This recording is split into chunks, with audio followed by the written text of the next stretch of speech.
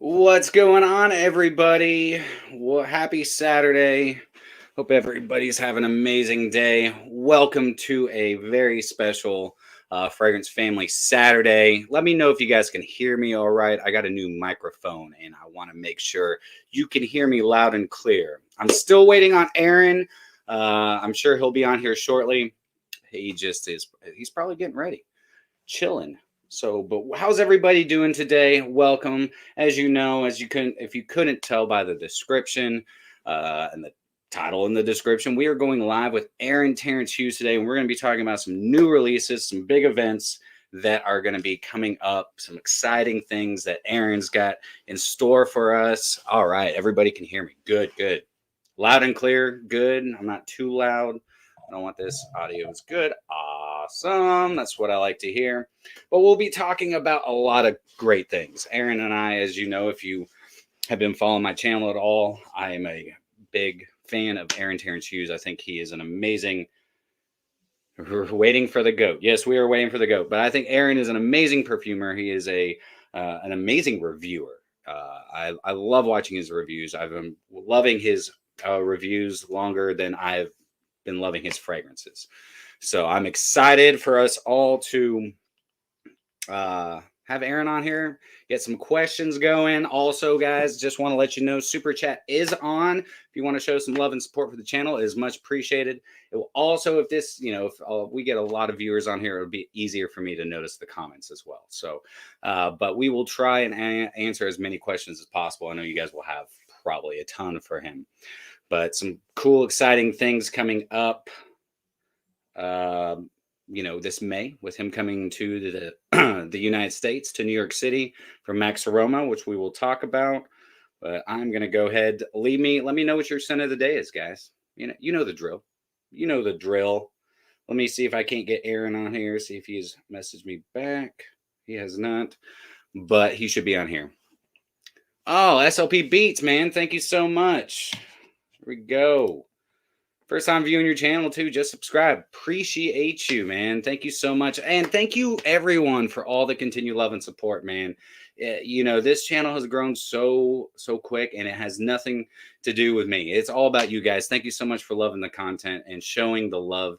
And yeah, man, it's been a hell of a year. It hasn't even been a year yet. It'll be a year at the end of March. So I'm so blessed, and thank you so much, guys. Let's see here. Awesome meetup. Yes, tobacco oud is so pleasant. I love tobacco oud. One of my favorites from Tom Ford. Deviant, fantastic. We can probably pick Aaron's brain about that a little bit. What is the best cigar fragrance? Now, fragrance to wear whilst smoking a cigar, or best like cigar tobacco fragrance? Scent Oud Sat Mood. All right, I just got done talking to somebody about Oud Sat Mood. My scent of the day is actually Oud by ATH. Fantastic fragrance. Autumn, thank you so stinking much. Autumn in the house with the super chat. Thanks for getting me hooked. You are welcome. She has got Patchouli Noir from Aaron Terence Hughes, I believe, coming in today. I'm excited about that. Let's see here. Terry Mugler, Pure Shot, and Ice. Ooh. That's nice. ATH Daddy. Fantastic. That's like probably one of the most wearable ouds out there, especially in Aaron's line. Still waiting for my Nichon reviews. Those will be coming out this coming week. I got Shems and Neff. I'm going to split them up into a two-parter. I'm going to be doing Neffs and alternatives, and then I'm also going to be doing Shem with alternatives as well. What is the best Cuba fragrance? Oh, man, I don't really know. I have not smelled those in a long time, and the ones that I had, I actually gave away. But I can look into them. Yeah, I asked you about Oud Sat Mood. Awesome. Pete, thank you so much for the super chat. Appreciate you, brother. Let's see here. Pete, everybody give a shout out to Pete. He just started his new job. Still waiting on Aaron. He should be here shortly. Good evening. Good evening. Bacio Immortel. Awesome. Love the channel. Love from Ireland. Thank you, Velvet. I appreciate you.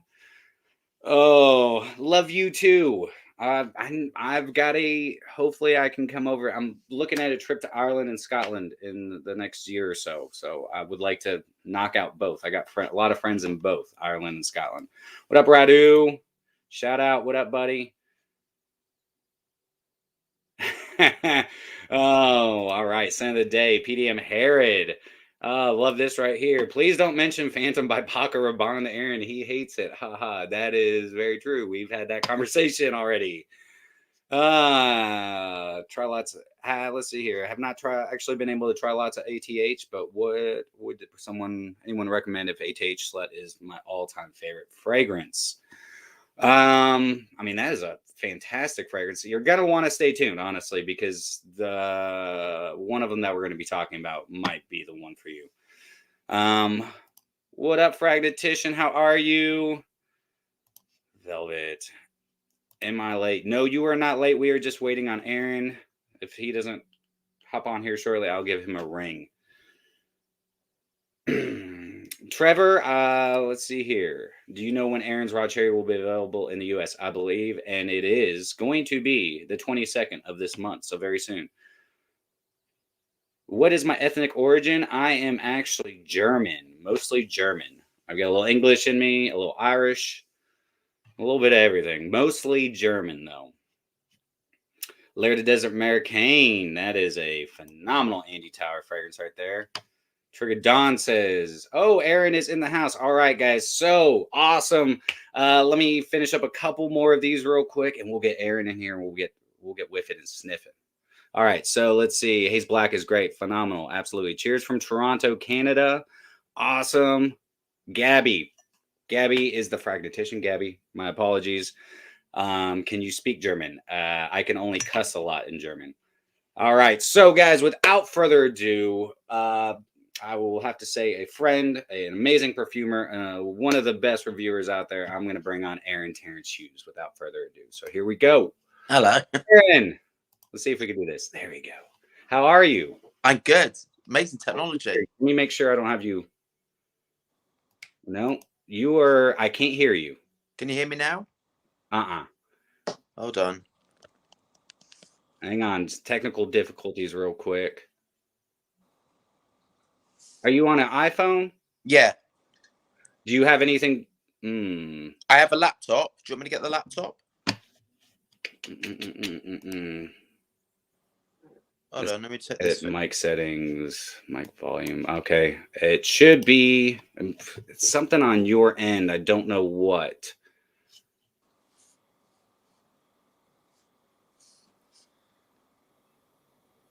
Hang on, Jessa. We can hear Aaron. I can't hear Aaron, so you can hear him. All right, so that's interesting. Okay, so they can hear you. You can't hear me. For some reason, I can't hear you, and I don't know why.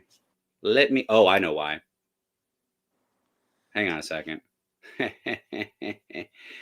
Let me make sure that I have my audio turned up. 1 second. Audio. Test. Realtek audio. 1 second, guys. Aaron, say something if you can. Hello, how you doing? I don't know why this isn't.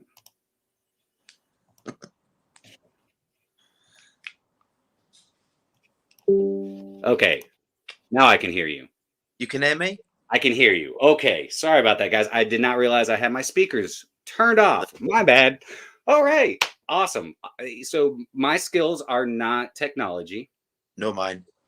So here we are. Aaron, it's so great to see you. I feel like I haven't talked to you since this morning. 4 hours ago. Yeah, I know. Very good. How are you today? How are you? Very good. Don't do much. I try not to do anything on a Saturday, if I'm honest. So I try just to have weekends off, so I don't really do much, actually.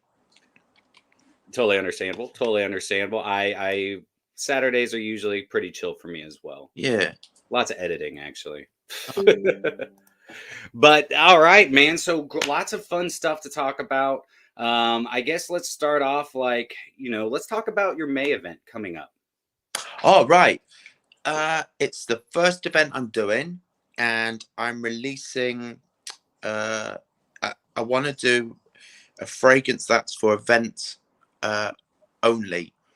So if I do something like this in the future, it would be included with the ticket. And like I said to you, kind of one of my favorite books is sort of Interview the Vampire. I as a side note, I get inspiration kind of from kind of crazy stuff from everywhere. I think all creative people are like that, to be honest. You look at something and you've got to create something to do with it. So the event fragrance was to do a sort of for sort of vampires. And the one I sent you was, so when I send out like evaluation bottles, I make them up. So I don't scale up stuff and then send it out. So it was an evaluation bottle. But then when I scale it up, it's always fractionally different because, well, when you scale up to 30 kilograms, it sort of alters very slightly. So what you had was a one-off bottle, and the next one will be similar to it, but it just sort of changes slightly. And that always happens with rose compounds, a lot of naturals. They sort of change the more you sort of scale it up. So yeah, but I wanted like a smoky, sweet rose fragrance, because I think that's what vampires would wear. Well, that's what I think. Yeah, right. Do you want me to show the bottle? Yeah, totally. Okay, here you go, guys. So this is going to be the event one. It's called Hedonism. I'll go ahead and pop that open there. Which I was telling Aaron this morning, I love this concentration. I think it is. I think Aaron does, and I've told Aaron this as well. I think you do freaking rose ouds so well because they're all different, and this one is different. This is more of that Middle Eastern style rose. It's a little bit filthier. It's a little earthier. I love, and when it dries down, I told you I love that. It almost smells like soil, like damp soil, but in the best way. Yeah, that's the patchouli. Oh man, it's so good. So this one's an animalic rose. So it's like animalic rose and oud in there. So it's lots and lots of animal notes in it, which kind of goes with what all of it, doesn't it? What you know, I don't think a vampire would be walking around wearing a nana rose. I think it would be animalic, dark, smoky. That's kind of what I thought with it. That was it. That was the inspiration for that one. Oh, I mean, it's great because it's almost gothic. I get that gothic feel. There you go. That's exactly what I wanted. Gothic. So there you go. That's like a gothic rose, dark, animalic, slightly smoky, slightly. Yeah, the smoke in it's nice. I like it. Yeah, absolutely. I have to ask, who is your favorite character or actor in Interview with a Vampire? Oh, I don't like the films. If I'm quite honest with you, how I read the books, and how I saw the film it was too. They missed out subtle nuances that are in the books. I mean, the books are really quite beautiful. It's very beautiful. I think it's the last one when it was a long time ago. I read the last one. I can't remember which one it was, and that's when he finds the shroud that Jesus went into. That is my favorite book, and I don't know. It was just very beautifully written. I kind of don't remember all of them, but I remember Queen of the Damned. I remember, but that one is it was just very beautiful, and it I don't know. It was the whole thing about him sacrificing in the end. It's just a very beautiful story. Very yeah. I like that. I've been thinking about getting that book and reading it. Start reading it again. I don't really read anymore. Yeah, I haven't read that book in so long, but I've read it before, long before actually. Well, probably not long before because I was young, but when Interview with a Vampire, I didn't see it when it came out, but I read the book and then I watched it probably on DVD, who knows, or it might have been VHS, who knows. But somebody asked here if I could get my opinions on this fragrance. All right, Mark, my opinions are this is, if you've tried any of Aaron's other rose fragrances, this definitely has reminds me of oud, but without the fruity, sweet, fruity accords in it. This is more along the lines of being earthier, dirtier. It's got that animalic quality to it, like Aaron said. And I think somebody was asking, are the animal notes synthetic in this? Yes, absolutely. Yes. But from ambergris, or in America we call it ambergris. I don't. So I did. I have a bottle of vintage civet, and I went through a bit of a thing thinking I really wanted to use it, and then even though it's from 1930s, so nearly 100 years old, and it does make a difference when you work with florals and you use natural civet. It is very different. The synthetics all right, but it doesn't do the same at all. My dogs have been a bit mental, so I apologize. They've got one chewing and one doing that next to me. So and they've been quiet all day, and now they've been a bit mad. So if you tell me, I'll pull the bone off her. She's kind of going, all right, okay. No, so I did go for a thing about thinking that I wanted to use it because it does make a difference. But I've decided against it because my brand is really cool. Like, apart from the ambergris is vegan, you know, and it is sort of all based on ethics, and so kind of. But that was I'll save it and use it for me. But for commercial, it just felt in my heart. It just felt wrong, so I just went with what was in my heart. To be honest, it's a shame. That just shows what an awesome person you are. Honestly, you know, that's incredible. I think that's you know, absolutely. And what I love is the rose in this. Somebody is asking, and the rose in this, before I get into that question, is it's a really well and very photorealistic rose. Like if you went up and actually smelt a rose, you're getting that stemmy quality. You're getting the green facets as well. Do you know why? Why is that? Because the first accord I ever got right, and it was a rose accord. Then it was the incense accord. So the first 5 years I was just making a accord. No, I can't remember. It took me about 5 years to make my first fragrance. Like it was a long time. And then, but I was making accords. So like rose accords, incense accords, fruit accords, just making accords. Yeah. So rose was the first one that I just really got right. I just, oh my God, it was a real eureka moment. I really understood it. Why I was putting each thing in, and then I had to go on to the different accords that you'd use in citrus accords, how to make a commercial citrus. That's another one. I sort of, you know, you have to learn how to make all these different things because that's what perfumery is. Right. It is primarily accords supported in different ways with naturals behind it. Right. Yeah. So that's why I'm really good at sort of the rose-based ones. I find it quite effortless. I don't really find it too much of a problem, if I'm honest with you. Well, this is an awesome oud rose. Let's see here. Your packaging is just class. Somebody here asked, I think I missed it. The Dry Down Lowdown asked when this will be available. This is actually going to be the fragrance that you will be getting if you go check out any of Aaron's special events. So this will be on May 7th, correct? Yeah. May 7th, New York City at Max Aroma. It's huge. So the first event will just be like talking about the fragrance, answering a few questions, then meeting people. So this is like completely different because I'm having to get used to all that kind of side of it. I'm quite shy in real life and quite introverted. When you get to know me, I'm not, but I'm very very shy.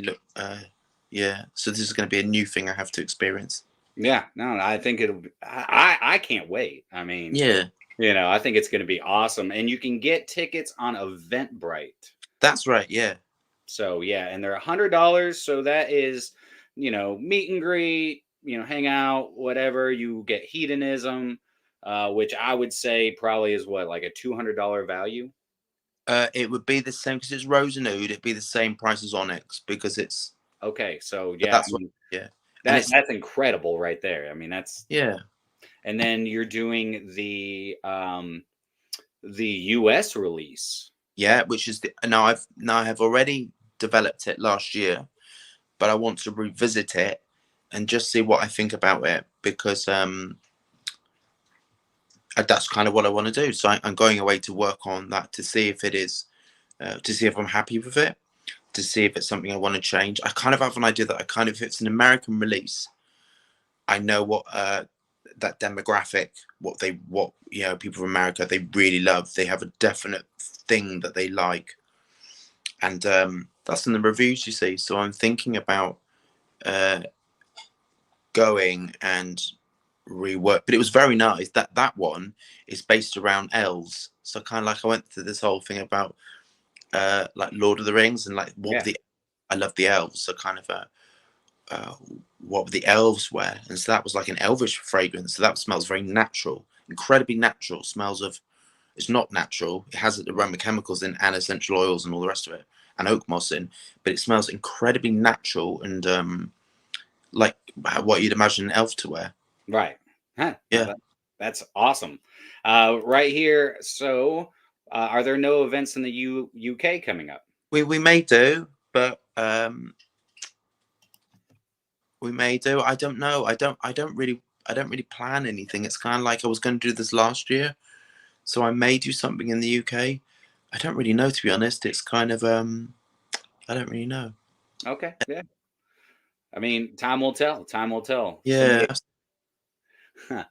Onyx really smells like wild roses and extreme beautiful fragrances. Thank you. Yeah, the Onyx was where I was a long time ago. So that was the first oud and rose I kind of really nailed. I kind of got it really right, and that I did I got it down, and I did it in like 1 or 2 goes, and then I adjusted it once, and it was like it was just right, and it was like sometimes I tell you this, they go right, they just come together like so quick, and so it's very effortless and it's fun. The one I did that I was telling you about today, Yes, that was effortless. That was like so much fun to develop, and that's all based around what Willy Wonka would smell of and what his factory. I mean, we were laughing because it's quite crazy the stuff I come out with, and if I'm dealing with that sort of energy in my mind, quite childlike energy, it's very fun and it's effortless. Other things go on for months, and are exhausting and don't really go right, and I have to sort of really look at each bit and think, oh, is it the musk? Is it one of the musks that's sort of throwing it out, or is it this that's doing a bit something weird? Or and then I send it out for evaluation, and kind of I get people's what they think of it, and I go back and redesign it. So something that's been monstrous and just gone on and on, really exhausting, was some easy, and Onyx was one of them, and it's my best-selling fragrance actually. And interestingly, the ones which I get that thing with, that sort of childlike energy, they're my best-selling fragrances. The one where I'm laughing, Boss Bastard. I was just like, we were having really good fun when we were doing that, talking about all that kind of crazy stuff, like gangsters and stuff. And and I really think when I'm being creative and really linked to my higher self, my child energy, or it's really free, I really think it's sort of like it's effortless, and I create really good stuff that's different and likable and does everything. Mm-hmm. So I try to just approach the initial creative bit with more childlike energy, more fun, and laughing and having fun, and sort of stupid, silly energy. And yeah, so the Willy Wonka one, which is in 4 months, is that, and that was effortless, and it's I can't wait for that one. Yeah, I can't wait after talking to you about it. It's gonna be awesome. Yeah, and that one's mental, and like, but yeah, I pretty much got the name in the morning. I told Video Unicorn design this name, and he was like, he hated it, and so we had a like an argument about it, work wife argument. Like, and I was like, I really want some of the stuff I come up with, I'm not allowed to do because it's so outrageous. And so this one, I was like, I really want this one, and he was saying, oh, it's some sort of like something that's not particularly good with it. I said, I really want this name. I really, really want this name, so we're doing it. So I put my foot down. Good. I'm glad you are. I think Yeah. it's very creative. Thank you. I like things that make you think. Yeah. You can take it 2 different ways. Yes. I love that. Don't say any more than that. I'm not. Sorry. Okay. I've spoiled. Let's take this question real quick. Yeah. SLP Beats asks, Aaron, I have your OG slut with a graffiti writing on it and never wanted to run out. Did it get reformulated or renamed? It's incredible. No, it got reformulated because I tell you why. In the very beginning, I went from being an unknown perfume. I've been stocked in a few places, and in the niche world, when I was in shops, they loved all the weird stuff. And then when I went on Chris's channel, it all took off very fast. The difference between niche perfumery and mainstream perfumery is unfortunately miles apart. And the name and it was just a nice fun fragrance. I got terrible backlash from it, so I nearly discontinued it actually, because it caused so much controversy, and oh my god, it was kind of crazy. And I reformulated it because, unfortunately, the reason I reformulated it is because people hated it. But the people that hated it were people who like, I don't know, like boring stuff. Yeah, like we were talking about earlier, just this mainstream designer stuff. Like, Yeah, you know, absolutely. And actually, if I'm going to be honest with you, I don't now. I'm much more confident. Well, I'm very confident in myself, and I'm much more centered. And the only validation I need are from the people who love me, rather from the people who are jealous or bitter. So I don't have anything to do with anyone apart from people who are amazing. yeah, Yeah. So if people are amazing and kind and all that kind of stuff, I'll work with them. I'll do stuff with them. Absolutely, I'm very generous, and so yeah. So now I would have more confidence to perhaps release it as something, because I don't really. The only validation I need is from myself, and if I like it, that's all that matters. that's all that matters. Absolutely, and Yeah. people. I mean, honestly, if you could please everybody, man. I went to a concert once, this really big concert, and the lead singer had a cold. He let everybody know at the beginning, so he wasn't hitting the notes, and people started booing him. And he just looked at the audience and said, "Can't please everybody. Next song," and just went on because you can't. No, yeah, I see a lot of similarities with like with music and myself, like artist, and with the one we'll talk about in a minute. I go through terrible anxiety, so after I scale it up, I scale it now up to 35 kilograms of concentrate, which is masses, and it takes a whole day to scale up. You know, the calculations I have to do, all that kind of stuff, and I get really nervous after that. Will it be well received? Will it be loved? Will people love the name? And I watched Ariana Grande talk about one of her songs, and she had the same thing. This sort of like real nervousness that your art that you've created, you want it to do well, and you really want it to be loved. I'm putting stuff out, and musicians put stuff out primarily because you love your art, and the money comes in, of course. But you're not doing it if you do it for money. The artists don't really think like that. You're not doing it for the right reasons. It's like if you quit smoking for somebody else, you're not quitting for the right reason. There you go. Yeah, Exactly that. And I'm doing it because I absolutely love what I'm doing, and I'm yeah, very incredibly blessed to do what I'm doing, and I love it. And yeah, so but so absolutely. yeah, that one I unfortunately I listened to negative criticism that affected my business decisions, and I've had to learn to be very confident in myself and my abilities. Absolutely. I Yeah. mean, yeah. And I think I'm a little biased, but I think you're doing a phenomenal job. I mean, I love that you're very honest with your customers, your family, everybody who's part of the Unicorn Nation. You come out there and you let people know, just like with Legend and Maverick. You had issues with bottles. You let everybody know, and this is just what has to happen.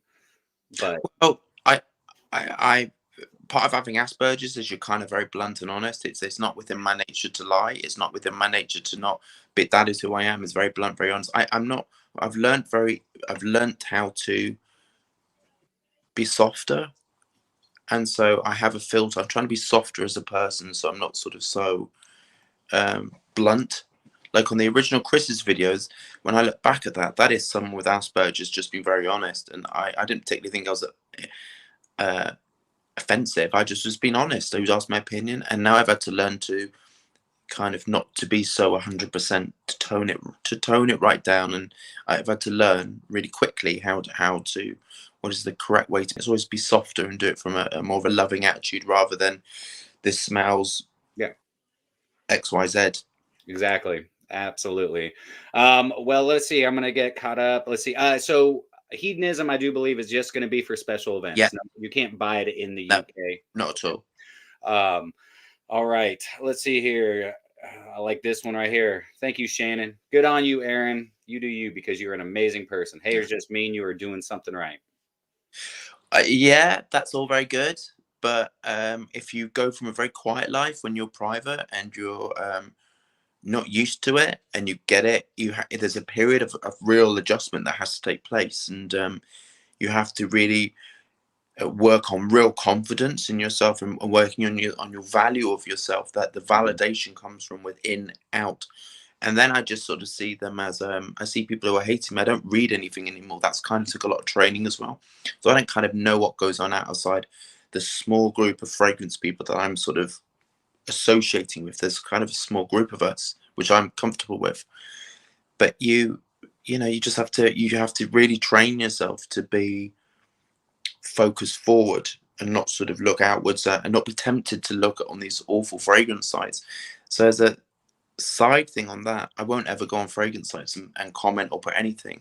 So because of the people out there that perhaps are very, and how I look at them actually is, they're saying, they're kind of using me as a scapegoat, and to anyone who's sort of in the public eye, they're sort of saying, why isn't this happening to me? I hate the fact it's not happening to me, and I hate you because what I want is happening to you. And they're not able to intellectualize, and they're not able to deal with feelings of kind of all of that. So that's how I view them. And I've kind of, if you look at it like that, I kind of feel really sorry for them, because I don't think they want to be like that. I think they just don't know how to intellectualize comments like that. So now that's how I view them. Is like, I was just very sad, but I won't go near them. Yeah. So I think having compassion for them, but the other thing is, I absolutely won't have anything to do with them. And I don't know whether I'll do any fragrance. Yeah. Fragrance, you know, when all the fragrances come together and all kinds of stuff. I don't know if I'll do it. Right. Because, you know, I kind of just want to keep it with me and who I know. So yeah, I don't know about the future. I only know about now. Well, that was actually somebody's question. Aaron, where do you see your line to be in 5-10 years? Oh, I can tell exactly. So I know exactly where it will be. There you go. Awesome. So I'm going to move to the EU in 2 years. I'm going to move to Spain. I'll have manufacturing in Spain. I'll have manufacturing in America. So that's the 3 areas I need to have a little place to sort of manufacture. Then what I'll do is I'll have, I want shops as well. So I want my own little boutiques. One in New York, one in London, one in Germany. That's kind of what I want. I'm not after particularly too much. A few more stockists would be very nice. We need to get into we need to figure out, there's kind of we're at a bit at the moment where we're trying to figure out the logistics of getting my stuff to places without the massive surcharges we pay. But that's kind of it, you know. I think, I don't know, I always want to be creating something. I love creating. I'm most happiest when I'm creating and I'm on my own and just doing my own thing. So I kind of think, I don't know, nothing too crazy, just like now, but just more staff, doing more stuff. Yeah. Just like this, I think. I don't know. This stuff's fun. I like doing lives, man. It's kind of like we get to have our own conversation and people get to listen. Yeah, totally. Yeah. It's like, and that's the one thing, like, you get on some of these lives and it's just a little humdrum. I just want to talk to friends. That's what I like. Yeah, absolutely. Yeah. So we're about to get into, I think we should definitely get into the one that I'm wearing today. I know everybody's excited to know what my scent today is. And I'm excited to share it with you guys. Yeah. Can I say it? Can I? You absolutely. If you say it right, you have to say it like either like a Latin person or a Spanish person. Okay. Do you know how to say it? I know how to say it with a little bit of a Southern accent. All right. Okay. Try it. Yeah. Okay, guys. So without further ado, we're going to go ahead and do this. We'll get back into some questions here shortly. But when is this going to be released first? April. So I've got it. I like numbers, as you know. So Raw Cherries 22222 at 2:22 a.m. Anyway, so that's awesome. Yeah, I know. And Forbidden was 12321, and the vanilla one will be a recurring number. It's going to be April. So how we do stuff now, because it worked really well with Raw Cherry, is we send out, which means I have to work even further in advance. So we scale it up. We start doing 2 mils, and we send a 2 mil out with every order. And we try and do that 2 months before, because it's just really, really good kind of business to just send stuff out before, gets people into it. They really want it. It just works very well. Right. And so this one, it'd be April sometime. And then the one after that, which I'm going to fiddle around with that. That one is May. That's a summer release. Okay. And then the one after that is sort of the one I really love is that one. But this is in the so it's going to go Legend, Maverick, this one, and two others. They're 5 range, and this range is all about taking commercial stuff, which you know, that all of this stuff is supposed to smell like if you were going to a designer house and you pick it up. But I'm correcting the problems which I see with designer fragrance, which is poor longevity, nice bit at the top, and then it dries down to, it just doesn't last, or it dries down weird, or something, or it's just something right. I always find that with them, they're lovely, but they either don't last, or there's something weird when it dries down weird on the skin. You get like I feel like all the dry downs kind of smell the same. Yeah, absolutely. Tonka or cardamom or amberwood. I mean, lots, or ICO super, just tons of it. That's what I feel like. So without further ado, I'm going to go ahead. I'm going to do this. I'm probably going to butcher the name. It's really easy. Everybody knows. All right. So here we go, guys. It is Guapo. Oh, very good. Excellent. Guapo. Yay. Yes.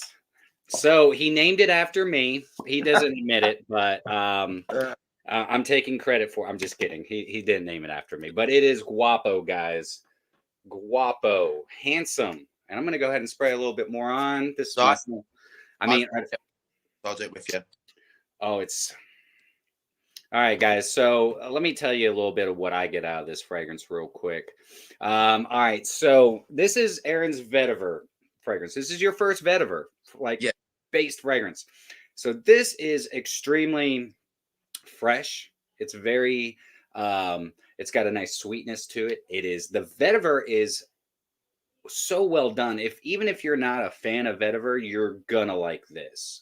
I can honestly say this because it's very clean. It has that nice woodiness. You get that like apple up top. So it has those designer aspects, but dude, I'm gonna tell you what, you created a beast. Yeah. This is like you took all the great parts of so many different types of mass appealing fragrances, threw them into one fragrance, and you got Guapo. Extremely well put together. Thank you. And so tell us a little bit about the fragrance, what we can expect. Well, how it was, I'm because my house is very kind of quite oud based, or very heavy. I do like haze in the summer. I really wanted something that was like, didn't smell, it absolutely has to smell like my house. Mm-hmm. It kind of has to. I mean, interestingly, there was a fragrance that I developed that I kind of would have released, and the person who at work who does dangerous goods, he said it smells all right, but it doesn't smell like your work. And kind of everything has to smell like my work. So this smells like, I love it. It's got I kind of love it. It's just such an easy fragrance to, I think of everything I've ever done, this is the most easiest fragrance I've ever designed. And I wanted it for every single man, all colors, all demographics. I kind of wanted something for all men, and I wanted it in my head. I wanted it. I kind of, what I imagine is someone wearing a crisp cotton, really beautiful shirt, dressed beautifully, and just really well groomed, handsome. It's got what you may notice is kind of like a very clean, almost like shaving foam sort of like feel to it. Like it's clean, snappy. Super projecting. Oh, my hand's sitting down here. It's I'm getting, my room smells great. Yeah, it's strong, and it's kind of what I think a handsome man would, or would smell of. It's really is, and I think it smells very undoubtedly masculine, very masculine. Oh yeah, yeah. So you would smell it, and you kind of go, that's a confident, strong man's fragrance. Nothing weird in it. Now the top note is bergamot, and I had bergamot blended in Italy by a company that just does bergamot. And I said, if I'm going to buy a large amount of bergamot, I want them to make my own bergamot, to hand blend different types of bergamot to my specifications. And that's what I got. It's expensive, but I wanted, if I'm going to do something that's real bergamot based, I wanted something, my own bergamot that can't be replicated. So you've got a bergamot, you wouldn't know what it was. And the vetiver is very expensive. It is the most expensive vetiver on the market. And it's Haiti vetiver, which is clean, so clean. Oh, this is so clean. Yeah, and it's not, and it's a tiny bit smoky. It was all vetiver smoky, but the sandalwood in the base, which now sandalwood in the formulation makes things smell clean and woody. It's and creamy, and so that's what you get with it. But it's just at the top, it's bergamot, lemon, orange, mandarin. Mandarin works really well for apple. Then it goes to apple, uh, amber, ambergris, tonka bean, and then patchouli, vetiver, and sandalwood. So it's a really beautiful smell. It's classic and timeless. I think I'll put a prediction on this. I think it's going to be my best-selling one because it's so nice. I'm going to have to 100% agree with this.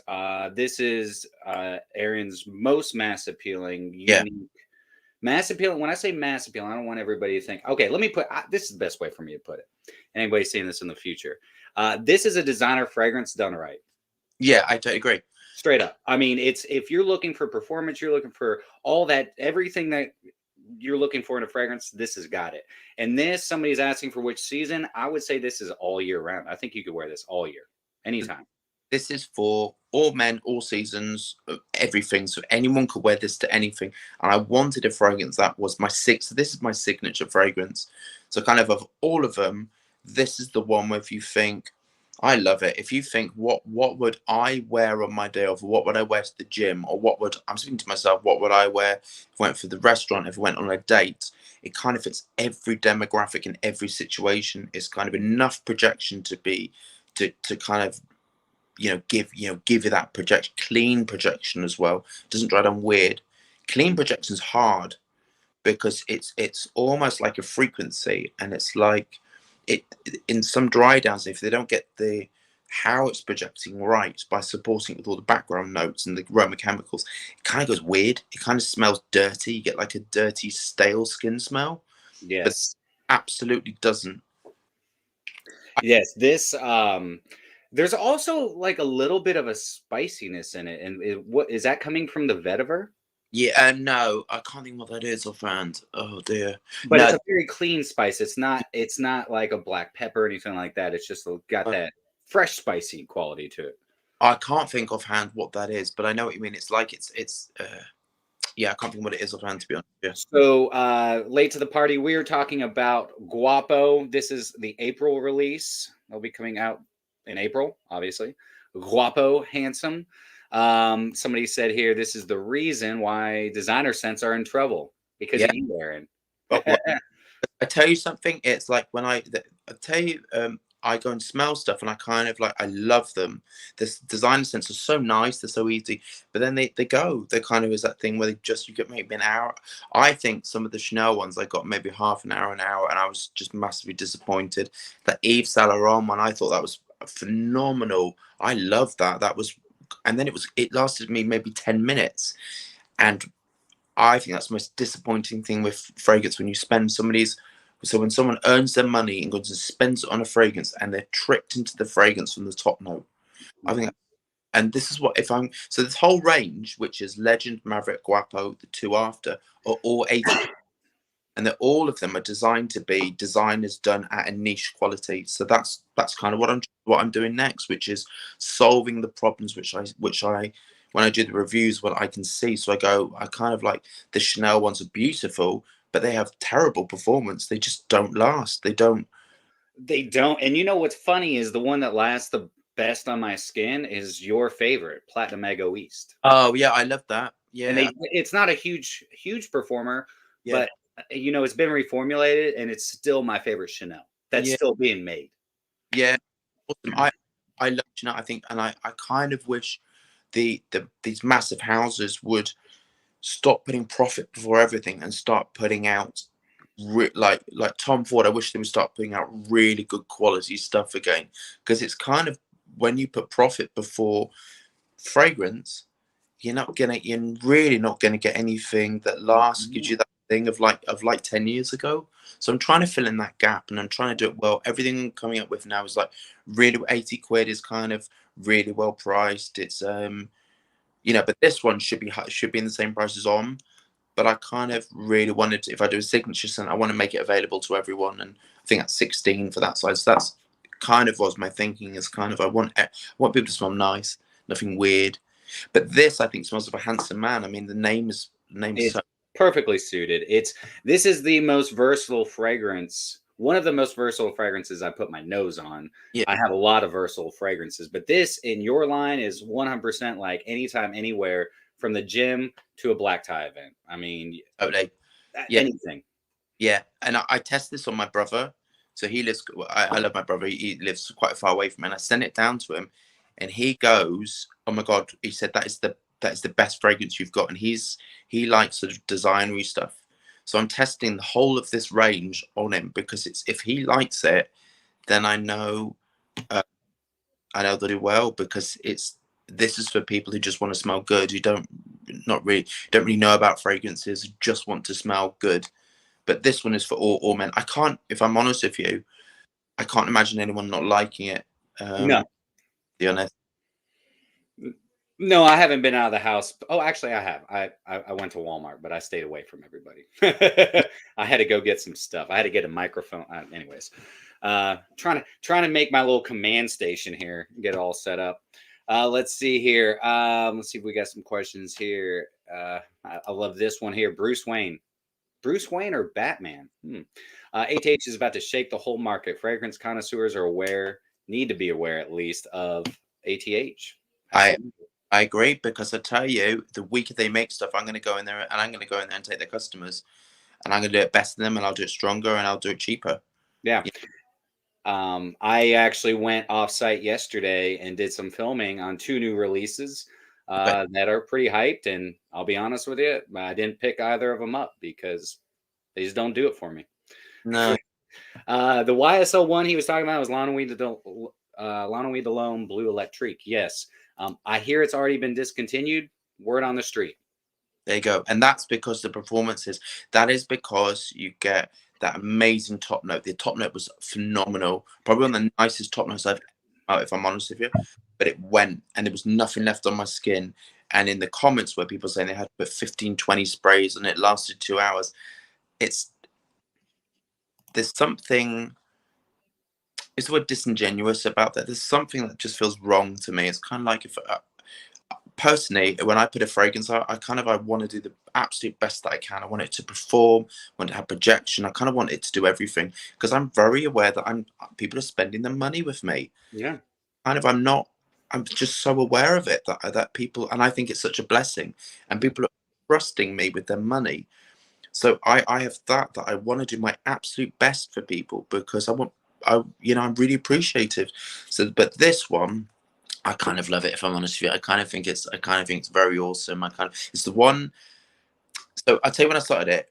When I was doing Legend last year, it was one of I was experimenting with Vertiva. So maybe May or June, I started working on Guapo, and so development time's crazy in these, and that was mental. But yeah, I'm very pleased with it.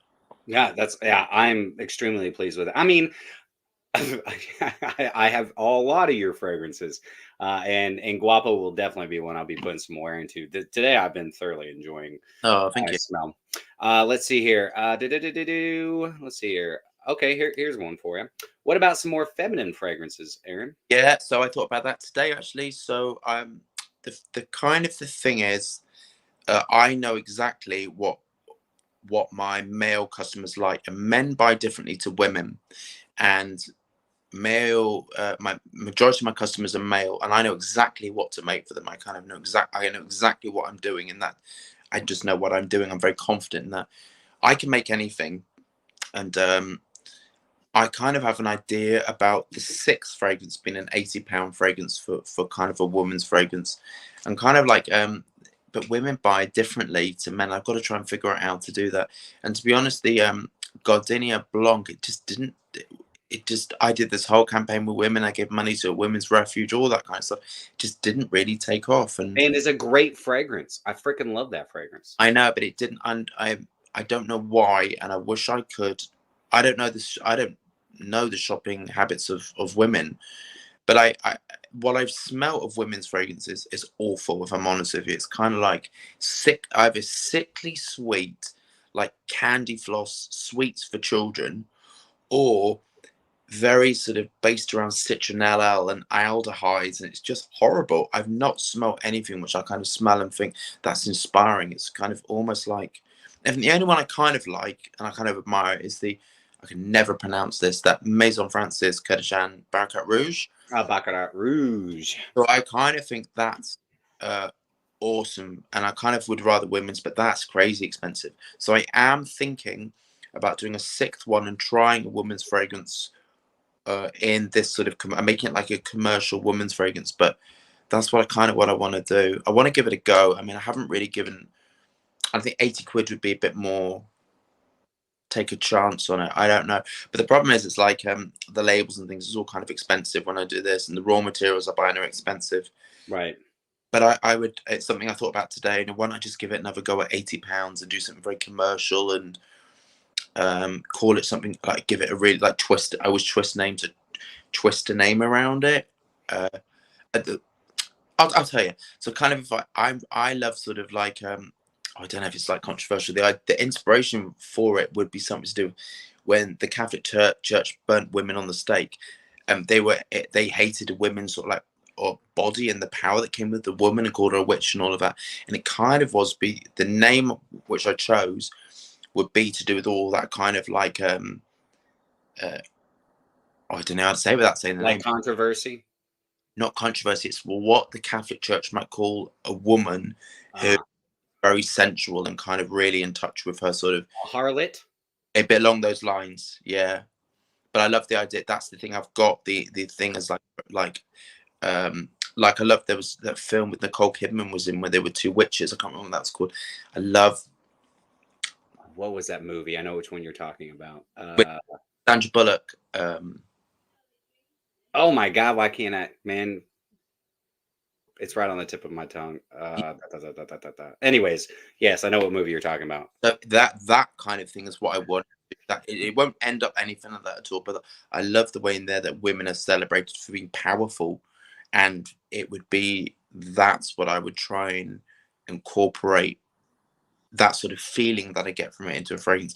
But I need to do these two. There's kind of a bit that I need to do before I get to that. But it's kind of, I thought about doing it, and if I did do it and got it, really sorted it out, it would sort of be October, September time if I would do it. But I need to think whether it even be worth it, because yeah, Goddess and then changing it to Gardenia Blanc, it's my least selling fragrance actually, and I feel a little bit sad by it, to be honest. But well, y'all leave a comment if you want me to review some. If Aaron does ladies fragrances, I'll totally review them. I'm trying to get more into female. Because of my friend, I think she's on here, and I co-host on her channel, Greta Beth. I have quite a large female following all of a sudden, so thank you, and I really appreciate it. So I want to do more female fragrances. Okay. Yeah, I think that would be awesome. Canny Daydat asks, love Spice Bomb Extreme so much, but find it doesn't project after an hour. Anything I can do to make it project more without changing the scent profile? Yeah, so my new Animalics, the old one, I completely changed that one. And have I got it here? Oh, I have. Very good. This one I love on its own, actually. Mm-hmm. That's the new formulation, correct? Yeah. So, okay. I love it. It's very nice. I actually wear that sometimes on its own. It is that projects crazy off my skin, if I'm kind of honest with you, and I don't know why my skin's not the best. Maybe tattoos, but that one, that's awesome. And I've had women when I went for my Botox, it's full of women, and they all liked it. So I don't wear it too often when I go for Botox now. But that is designed to absolutely deal with exactly what you're talking about. So that is designed to increase the longevity and the projection. So what my fragrances all do is they have longevity and projection. And I've taken a technical bit and put it into this and added bergamot and ylang ylang, which sort of helps to clean up the whole thing. Ylang ylang is really interesting raw material, but that's exactly what it's designed for. It will not alter. So if you put it under a Chanel or Spice Bomb, all that kind of stuff, and you put the same amount, I can smell it. If you put the same amount of Animalics onto the same amount of the spice bomb extreme. It has to be sort of half and half.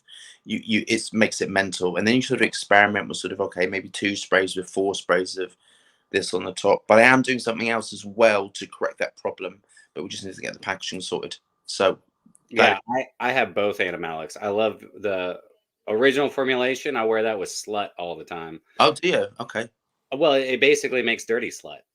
Yeah, there you go. Very good. Yeah. And then and I layer that one with like oud, a lot of your oud fragrances. And actually I like it with patchouli noir as well. But then the new one I would wear with more like, which I don't need to wear with like haze and hate like that and legend, because I don't need them to last any longer. They last plenty of time. Let's see here. Greta, speaking of which, Greta is still on here. She says, yes, Aaron, more women's frags. Hey, all right. I'll look into it then. It is something I thought about today. So I thought about, but I kind of want to get these 2, which I'm dealing with, sorted out, and then the American one. I really want to deal with that. But it's something I thought about today because I kind of thought it's becoming my range is primarily sells to men, and I want to do. I know what I kind of know from smelling all the stuff. Kind of what, and this is the only time you're going to hear me saying this, what women want. So I kind of think I'm going to take that bit. So kind of what I did with this is kind of, I know exactly what men want. Well, I know exactly what men want, but I kind of what I know from all the bits. So they like the sweetness, they like the airiness, they like the slight floral touches. I know what's in there. So I'm going to do exactly what I did with Guapo, which is take the bits out which I like and sort of homogenize it together and make something that smells of everything and nothing in my house. That's kind of all of these 5 and maybe the 6th one, I don't know, are all designed to smell like everything. So you explained it perfectly. It smells like everything that's amazing out there put together and made. Yeah, that's what Legend, Maverick, Guapo, Someone, the naughty one at the. I love that one. That's my most favorite one I've developed, actually. I'm sure it will be. I can't wait to get my nose on it. Dry Down, Low Down. He said, Practical Magic is the movie we're. There you go. Yeah, that's kind of what I based it around. Yeah, very. You mentioned about creating a more concentration version of Maverick. When does that come into the States? Is that at Max Aroma? Yeah, so if it's in this bottle, that's at 25% concentration, and it does perform differently at 25%. It kind of is very beastly like. And this is at Max Aroma now in the States, right? So yeah, I think it is. Well, if it's in a black bottle, it is the new Maverick. Yeah. Yeah. And I also will have a video. I'm going to be doing a little bit. People have been asking me the difference. But I think the biggest step really is the new Legend compared to the previous Legend, which is here as well. But we'll get into those in just a second. We'll answer a couple more questions. Maybe we can talk about those as well. Because, man, there's a lot of people talking on here. Please ask Aaron about the idea to keep the summer fragrances in the fridge. Would they get damaged? No. Okay, so this is really good. I'm going to explain about this. Generally, the more aroma chemicals in a fragrance, they don't do anything. They because they can't. So when you buy in aroma chemicals, they generally either come in generally plastic or they come in metal, kind of whichever. So aroma chemicals don't do anything. They don't really react. They kind of don't really do anything at all. They're very stable for a very long period of time. If a fragrance is primarily aroma chemicals, you can keep it wherever. It really doesn't do anything, doesn't alter at all. But if you have a fragrance house like mine, which uses 1/3 of naturals to 2/3 aroma chemicals, you have to store the fragrance in a cool, dark place. So kind of like here, behind me, out of the sun. My house is, I think, 19 degrees. That's kind of perfect. But if you're in a very hot country, what I suggest is get a wine cooler, a little wine cooler, and store your fragrances in a wine cooler. And you don't want it too cold because you could damage the sort of fragrance molecules, but you don't want it too hot either. So if you think, I always say to people, treat fragrances like a bottle of wine. Yep. Red wine, that's exactly how you should think about it. Keep it cool, keep it dark, keep it in a little temperature control fridge. That's how you should think about it. And then they'll last forever. We put a period after opening of 1 year, and that is the reason it's 1 year is because I'm assuming that there's some people out there who store it in their bathroom, or who will store it in a hot place or a bright place, and then it's only a year because all the essential oils are going to oxidize, and you're going to be left with, you're not going to be left with that beautiful top note. So kind of always keep it in a cool, dark place. Yeah, it lasts and lasts and lasts. It lasts you years. It really does. Yeah. It's so funny you're saying that. I got the sun kind of shining on my designer fragrances back there. It's never like that though. I just wanted some sun behind me. I usually have my blinds closed. All right, so ask Aaron about the unicorn fragrance. Okay. So I was speaking about this to a customer who came into my shop on Friday. I was going to release it, and kind of unicorn's going to be the pinnacle of my work. So kind of if I have a fragrance called unicorn, it's going to be, I think, the most beautiful thing I've ever released. So I didn't think it was good enough, so I just didn't release it. And it's, I mean, I'm crazy fussy. My level of, I'm very kind to people around me, and I'm very generous to people around me, but to myself, I'm very, very, very hard. And I kind of expect absolutely the best that I can possibly do at that moment in time. And there have been fragrances when I've scaled it up when it just wasn't right. And when I went from this size to 25 to 5 kilograms, and I've thrown it away because it just absolutely wasn't right. And I have that level of obsession about getting it perfect, and it just wasn't right. So I just withdrew it, and what I want to do is take my time with it. Also, as well, I wanted to get the name out, so because I don't want anyone else to have that name. It is associated with unicorns and kind of all that rest of it. But I wanted to really put out something outstanding, and it just really wasn't up to where I wanted it to be. So I just going to redesign it, take my time, no rush with it. That's what I'm going to do. Absolutely. I'm just throwing this up here from Aaron here, Boogie Daddy. Max Ruma doesn't have it listed yet, but they might have already gotten it. It's just taking them some time to get it up on the site. So what I'll do, as soon as we finish here, I'll message him and ask him to change the pictures as they're not as responsive as kind of we are. We're very, in my company, we're very, very fast. We are. I'll come up with a name that the labels are designed the next day by Video Unicorn. They're sent off to the label people, and they're back. We are very, very fast. Things are changed rapidly. Yes, yes. But with other companies, they're not so quick.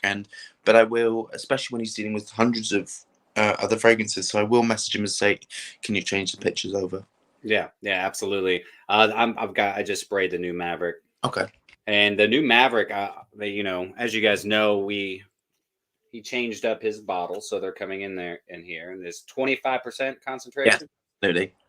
I will tell you the big differences that I get out of Maverick is really the longevity, the performance, and the opening is just a little bit different. This is a little polished. This isn't.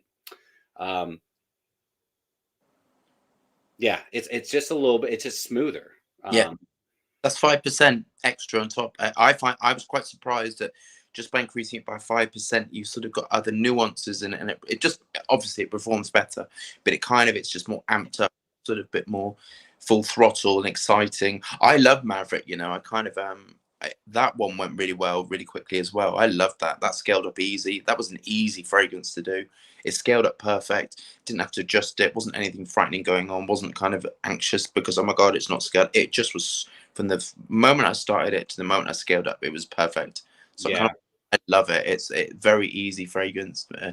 Legend was not. I got to be honest with you. It was really, that went on and on and on, and the permutations went into a really crazy. And I got to be really careful how I put this.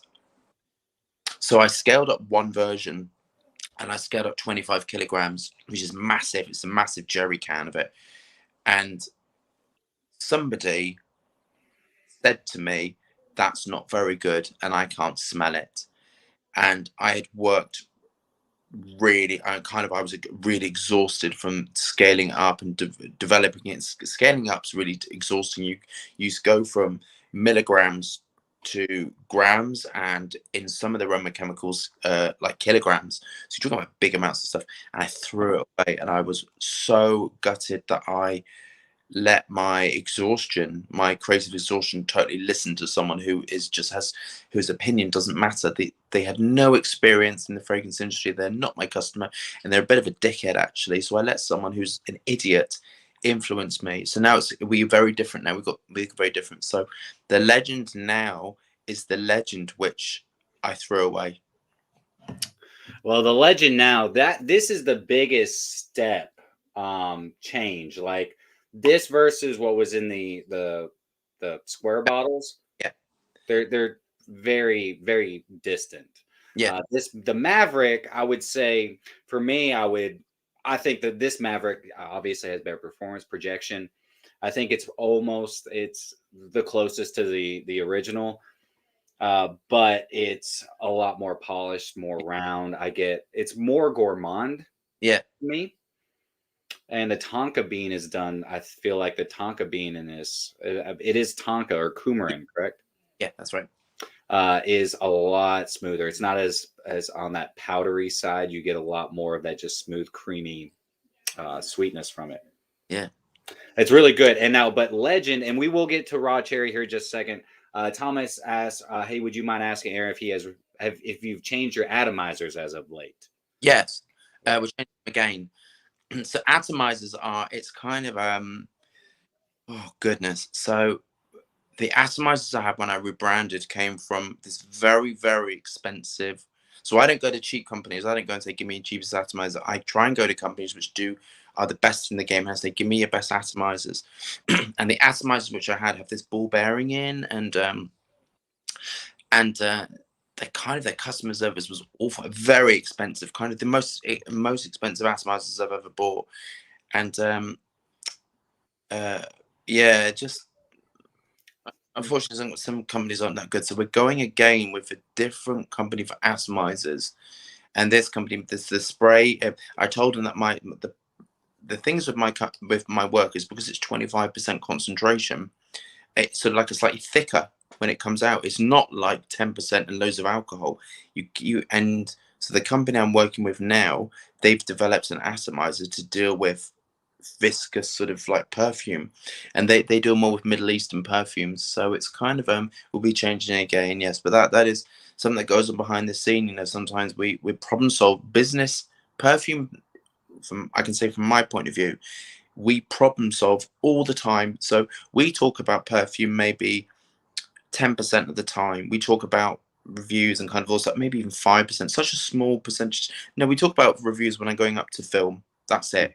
I always say to Dangerous Goods person, he wants to remain anonymous, I always say to him, what do you think of this? What do you think of this? I test upon him and get him his opinion as someone who's not a perfumer. Apart from that, we don't talk about perfume. We talk about problem solving. How are we going to get our stuff here? How are we going to get stuff there? We need new atomizers. We need new Dangerous Goods boxes. How are we going to do this? How are we going to do that? And I would say my life now is 50% designing perfume and 50% of being a boss. So I hope that changes in the future, to be honest with you. I love my work, and I'm most happy when I'm doing my work. And I would love to start moving away from the running of the business and going back to what I love doing, which is designing perfume. I'm most happiest when I'm doing that. Yeah, I mean I think that's the goal for every business owner, when they can kind of step away and let it just run as a well-oiled machine. Agree. Yeah. All right. So one more question, then we're gonna actually, before I get into this question, Legend. Now I'm just gonna go over this quickly, or if we can go over it quickly. Tell us about Legend. What they can expect from this new. I think exactly what you can expect. So it is still similar because the Legend I released, there's nothing wrong with it. It's a very beautiful fragrance, the original one. It's softer. It's sort of softer and sort of, it's just a nice fragrance. I think it's a lovely fragrance. But Legend, I wanted it a bit obnoxious. I kind of wanted it super projecting, super powerful. That's what I wanted. I think if you're going to wear a fragrance called Legend, I want it super confident. I want it for people who are very, very confident, very self-assured. So it is. I kind of think I can't think what it was. It was lemon, bergamot, and then it was clementine. I don't see clementine being used. Clementine's lovely. So I've never really seen commercial fragrances done with clementine, Christmas smell. So that's in that as well. You can sort of smell it, and then I think that's that. And then obviously Ambroxan heavy. I amped up the Ambroxan, and then I amped up all the raw materials to use to give projection in a sustained way. So you'll smell like mint in it as well. So it's got that kind of hardcore projection. So it's projecting in a hard way. There's nothing soft about it. There's nothing kind of like it's quite hard fragrance, and that's what I wanted Legend to be. I wanted it to be worn by legends, and kind of I really wanted it to be, what are you wearing? I'm kind of wearing Legend, and it's for someone who would be very confident and kind of, I'm wearing Legend and I'm a Legend, bit cheeky. When I'm developing fragrance, I kind of think of it's almost like I think of what person would wear this. That's the best way to do it. Yeah, so Legend is for someone who's like cocky, who's kind of funny, who's center of attention, who's kind of wants to smell very strong, very potent, smells fresh, clean, smells like a dog's bollocks. Do you know what that is? I have no idea, but I've heard it so many times. I just pretend like I do. I'm like, haha, what is it? The dog's bollocks is the app. Someone who's real alpha, who's got everything. Like total, like the I can't think of any other way. Dog's bollocks. It's kind of like, someone who's the best. Dog's bollocks is the best. So he's kind of very confident, very self-assured, very alpha man, so a very alpha sort of person, and wants something to outdo everything in the room. It's kind of, that's what I wanted. Someone that's sort of like obnoxious, sort of like, I'm better than you, and I'm stronger than you, and kind of, I'm wearing this, and that it's that sort of attitude. A bit like a John Wayne fragrance. That's kind of a, that sort of person, I imagine it. Very masculine. It's a very masculine fragrance. There's great in it, grapefruit, and it's just a very nice fougere fragrance. It's kind of very modern men's fougere with beastly performance. If you guys had any issues with performance anyway from the original, and also to me the scent profile is quite similar, but there's quite a few changes in this. More polished, I agree, more refined, louder, a little bit sweeter, this one's got a slight fruit note in it, so a dry fruit note, sort of like that dry, sweet, fruity thing which men like. Men like fragrances that have a sweetness to it, and so I put that in. So in it, it's got a dry, sweet fruitiness to it, a bit plum-like, a bit sort of like apple, kind of all that kind of stuff. You could say date, or you could say plum, or you could say something, but it's sort of like beautiful, sweet, dry, fruity thing. Yes, absolutely. Shia, is it Sia? Shia is asking if you would do an aquatic fragrance, and if he would collaborate with me on the research portion for any of his future projects. Aquatic. Yeah, I am actually. The next one is based around. So I went away to Gran Canaria. I didn't do anything actually. I didn't speak to anyone. I kind of slept loads. I was on the beach, and the Guapo and the one after this is based around my holiday, and kind of, so that one is not really sea-like, but kind of very more ozonic. I would say it's like a very ozonic sort of quality to it. So I don't think I'll do anything salty. But it's got ambergris in, which gives us like salty quality. Again, that's heavy Ambroxan Monster for the summer. That's what people want me to produce. Do you know that? My business has been led by what customers are buying, and people want me to produce Ambroxan Heavy Monsters. So that's what I'm going to do. Yeah. I mean, why not? Shia, I'm glad that I almost got it right, but Shia, thank you for the great question. All right, so raw cherry, 222. Yeah. I'm so excited. I've had... I don't have my actual other bottle. I'm not opening this one yet, but I have a little 10 ml that I'll pull out here. Raw cherry, man. Let's talk about what. So that's been around for a while. That's been around for a year. And I had it in my factory, and I was going to do it as a limited run, and kind of then we had it in the shop, and we're testing it on real customers, and everybody likes it. We had one person who said they weren't sure. They sprayed it on themselves, and they came back and bought it. So we've had it in there for a long time, and it's done very well, and kind of it's again another one which I don't know anyone who wouldn't like. I think it's very likable. If you don't like Orientals, you're absolutely not going to like it. If you kind of like fresh ones, that's the only thing I think with Guapo. If you don't like fresh fragrances, you're not going to like it. Very unisex, very dark, very sensual. It's very, very sexy. I think very dark, very sensual. I think I'm going to say I can. I think it's the most real cherry smell I've ever smelled in fragrances. They either too syrupy, or they smell, there's kind of like a emptiness to them. They kind of smell like there's something weird with some cherry fragrances. They sort of smell, they don't smell full bodied and red, rich red, good sensual. I think it's the most sexy fragrance I've designed, if I'm honest with you. It's kind of a perfect date fragrance, perfect sex fragrance, perfect pulling fragrance, perfect. It goes with that energy of sensual, self-confident. It's just very I think it's a very sexy smell. I kind of think it's lovely. The cherry, everything's perfectly balanced. So the chocolate, the vanilla, the sort of the tonka, which sort of goes in all orientals, exactly what it should do. Yeah. Really, but kind of I think the best ones do. And then it's got the darkness of all the patchouli in there as well. So it's quite, again, I do dark fragrances. Projection is off the scale as well. So it's kind of massively projecting. But I kind of want it for raw cherry, because I kind of thought if it projected like haze, it would be awful. So I kind of designed the projection to be about a meter, which I think is perfect. You know, you kind of get that scent bubble floating around you of just that beautiful dark sort of cherry smell. I think it's gorgeous. That's amazing. Oud and rose in it. Rose adds the complexity of the redness. So the rose in raw cherry gives it that sort of dark red feel, like dark red velvety feel to it. That's the way I can explain it. And then the oud obviously absolutely works with it to give that sort of like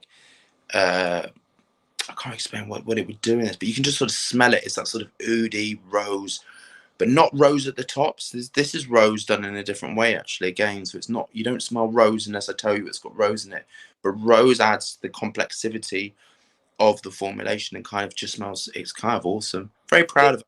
I think what it really does is it actually really encapsulates the little bit of that sweetness from the cherry, because this is such a very realistic dark cherry. Yeah.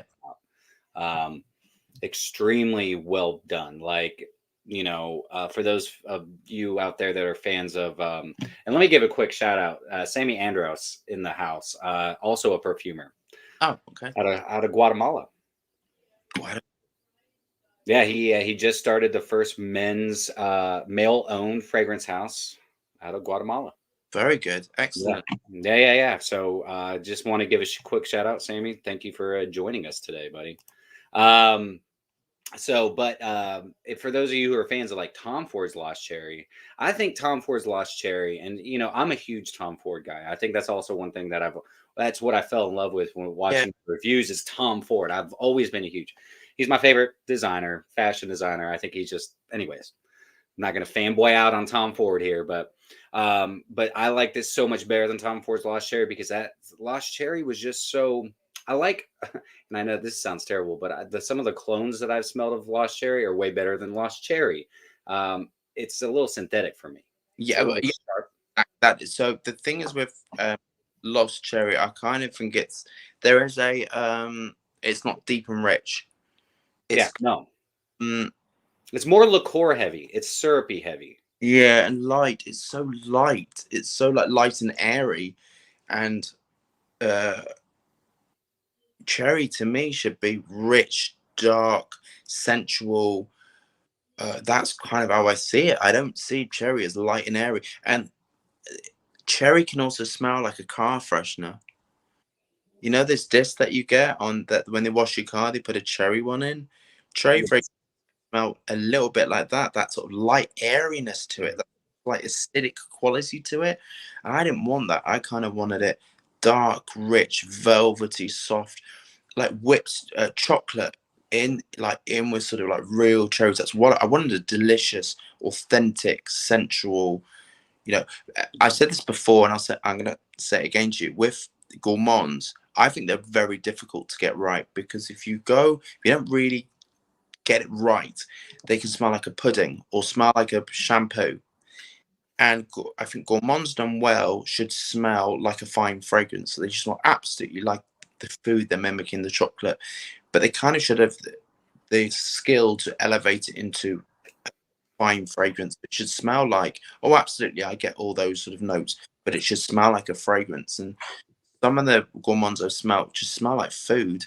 and I'm not kind of into that smelling like authentic food on me. I kind of always want to make it smell like a fragrance. Okay, yeah, that's a cherry fine fragrance. Yeah. Shout out to Romev, and thank you for the super chat, brother. This is the man right here. I'll tell you what. I think.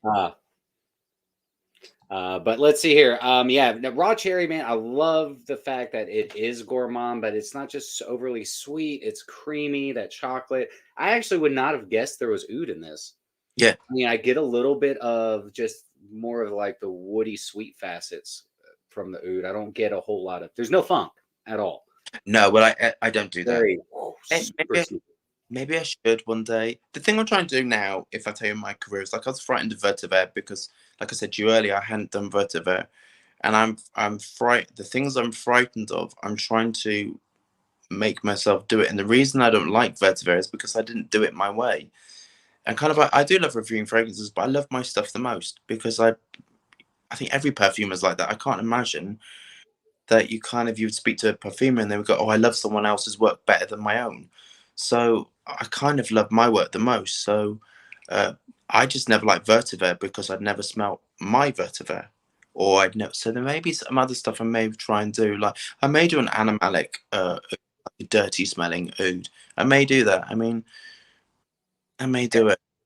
Hedonism has a little bit of that. I mean, Yeah, but not smelling barnyardy, and a little bit, I don't know. Yeah. Yeah, I mean, yeah. So let me see here. Thomas, Guapo is releasing in April. Yes. We don't have a specific date yet, but it will be April. And it will always be on the release weekend, 20% off. So kind of that's how I always do stuff, is the release weekend, 20% off. But I don't bet because I don't believe in that, but I'm gonna bet that this will be the most popular thing I've ever done. And I'm gonna have to struggle to try and match it. That's kind of it, This was like, that's kind of what I think of. I think this is gonna push my brand quite big, if I'm honest with you. I've just got that kind of excitement and feeling. I've never felt so confident over a release either. Normally I'm kind of like a little bit scared, a bit like, oh God, a bit worried. I don't have this with this. I have like real confidence in it because every person that smelt it loves it. I've not met one person who goes, oh, I don't know. They're kind of, when is it available? I must have it, kind of, all that kind of stuff. I've been stopped when I've been wearing this. What is it you're wearing? And I kind of like, I'm just, I can't tell you. I don't say it.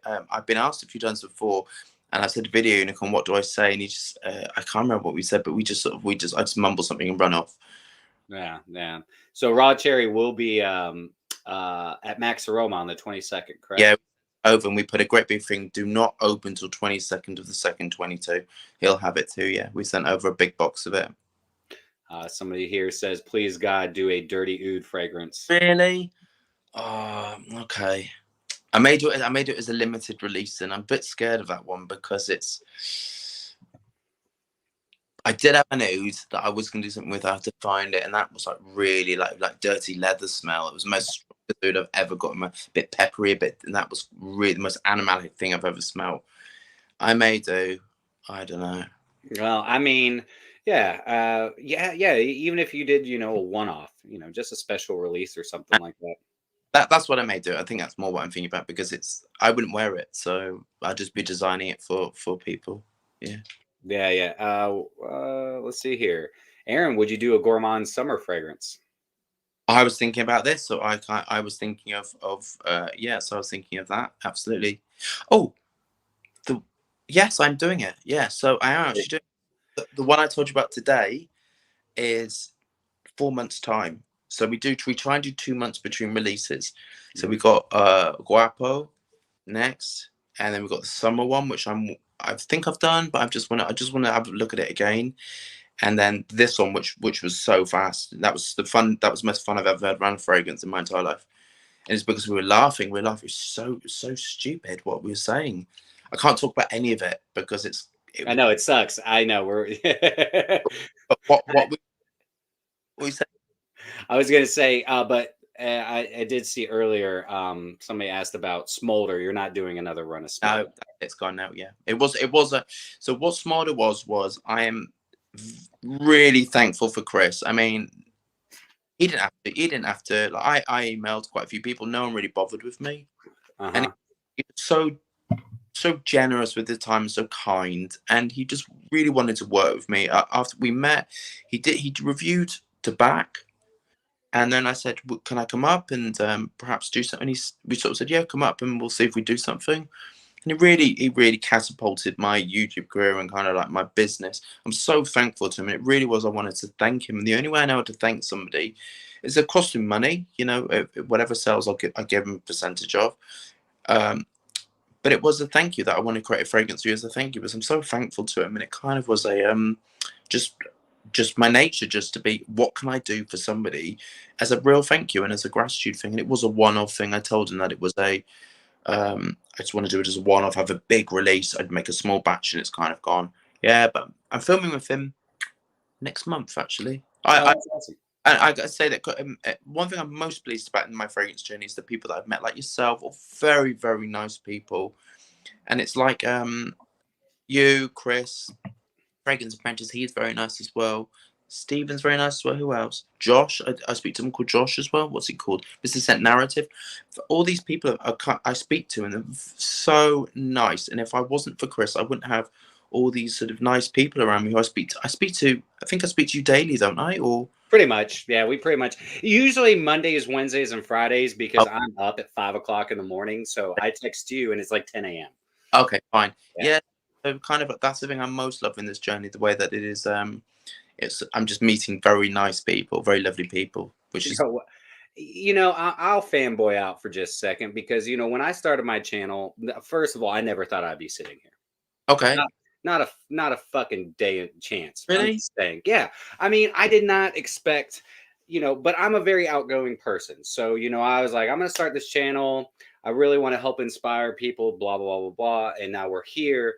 And now I'm meeting so many cool people, such as yourself. Like when I've been a fan of your channel since basically you started. Like I loved watching your reviews, because I was like, this guy is saying things I don't even know what the hell he means. Like I've been sniffing fragrances for years. Well, that's Asperger's. So kind of that's made the earlier ones. Now, not so much. Now I'm sort of, I've got a camera guy in this. It's very different now. I'm more confident now. Yeah. Beginning, it was me in my bedroom, and it kind of was just talking shit. I would go and have a coffee and be wired on coffee, and then just talk about and kind of talk about shit. And it really was, there was no, and just popping off the catchphrases is kind of what I'm like in real life. I say crazy stuff like that. Yeah. And that is kind of what I do on a daily basis. I just say stuff that's funny. I find myself very funny, because I listen to myself sometimes. I think, what the fuck are you talking about? Trust me, man. I'm the exact same way. I'm just like, I'm a talker, dude. But yeah, I mean, I think it's awesome because, not only do I've made a great friend out of it. I think Aaron's a phenomenal human being, not just as a perfumer, but as a person on a whole, as a whole, I like to associate myself with bright lights in the world. Yeah, I'm the same. I don't want to hear people who are going to drag me down. I only hear people which are going to support me and kind of encourage me to do well. And when I do well, kind of embrace it and kind of lift me up as well. Because life is hard. Life is really hard. And if we're lucky, we have a few years of really good quality life. We have to work hard towards that. And that's why I do all the generosity. That's why I'm so generous, because I recognize that life is fucking difficult. It is. Lifting each other up, kind of, what the fuck are you doing? Yeah. If you are grabbing stuff to yourself and being selfish and pulling it all towards you, you have a horrible quality of life. If you're generous and kind and loving, and it really from within and vibrates out, people are just not, in life is better. I go to bed and I'm happy. So that's why we give away all the stuff. That's why you can tell when I'm doing the orders, because it's like generous. I give stuff away. I love it. I love giving stuff away. It makes me very, very happy, because I'm amazed, because life is so difficult. I'm amazed people even buy my fucking stuff. And I go to work in a factory and I'm a fucking perfumer. Excuse my whole mouth. I have a no, you're fucking okay, dude. But I will say, I mean, I'm the same way. It's like I get in front of the camera and all I did was just throw my 2 cents out there, and it still baffles me when I see people, from Australia. They'll send me a screenshot of them watching me in Australia, and I'm like, this is weird. Yeah, I love it. Like, never did I think it would, come to this, and it's. I'm so extremely grateful. Somebody here says George Zaharoff was looking at getting in touch with you. Who is also a perfumer, owner of a perfume house. Should I tell you what I've said? Let me ask what I think about 5 years. My plan is to show. I think we have a problem in the perfume world where things are getting like companies being sold and bought and all the rest of it. The quality is getting less, and I don't think that's really fair. And the profits are so fragrances are going up and quality is coming down, and people don't know what to do. So I'm trying to show that it can be done. I would expect within 2 to 5 years that I'm commissioned to do kind of a fragrance. That's kind of what I kind of am expecting it to do something really good because my name's carried with projection, longevity, in something interesting, twisting something, you know, fun, happy fragrances. That's what I'm known as. I'm not known as putting out things that are poor performing.